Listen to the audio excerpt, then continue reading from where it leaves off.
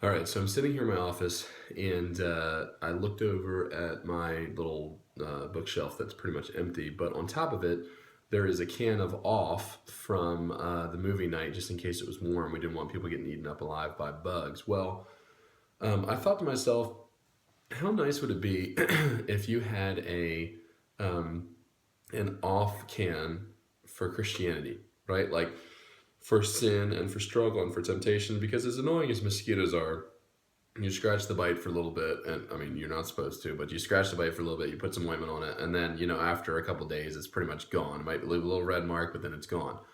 But sin, obviously, lasts a lot longer, and the effects of it, the remains of it, last a lot longer in our lives. So wouldn't it be nice if we just had a can of off that we could spray for ourselves spiritually, that would keep away the things that we struggle with?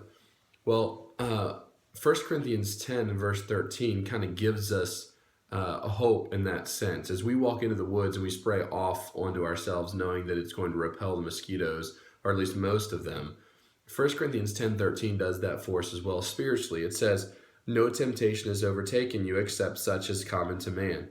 But God is faithful, who will not allow you to be tempted above that you are able, but will with the temptation make a way of escape, that you may be able to bear it." So in other words, God has given us an off can spiritually that we know that we have the ability to get away from any temptation or any sin that's trying to bite us or trying to harm us. But nobody really wants to take the suggestion of the off can, which is the next verse, and it is, "Therefore, my beloved, flee from idolatry." Now the question becomes then, okay, he's saying there's no temptation that can overcome you. It's just common to man. Yeah. Okay, then flee. That sounds like a pretty good thing, but from idolatry, what does idolatry have to do with that? I don't sit there and bow to an idol. I don't understand why he's saying flee from idolatry.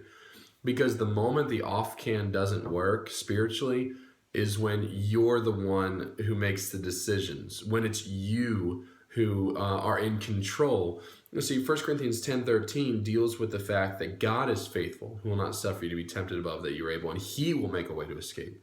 It doesn't rely on you, just like you don't rely on mixing your off-can stuff to spray on yourself. You just buy the can and spray it on you, and someone else is responsible for the results of it. The same thing with God. He is responsible for the results of us fleeing from idolatry. In other words, flee from you being the best. Flee from that sin that's in front of you. Hey, it may look a little bit weird if you're around your boyfriend or girlfriend and they try and do something physically and you take off running, but I guarantee you, that mosquito ain't gonna bite. You're going to run away from them and they aren't going to be around anymore. So take the words of Scripture spiritually as your off can and flee from the things that you struggle with. God's already made a way for you to escape it. So run from it, flee from it, and tell, no pun intended, tell them, get off of me. All right.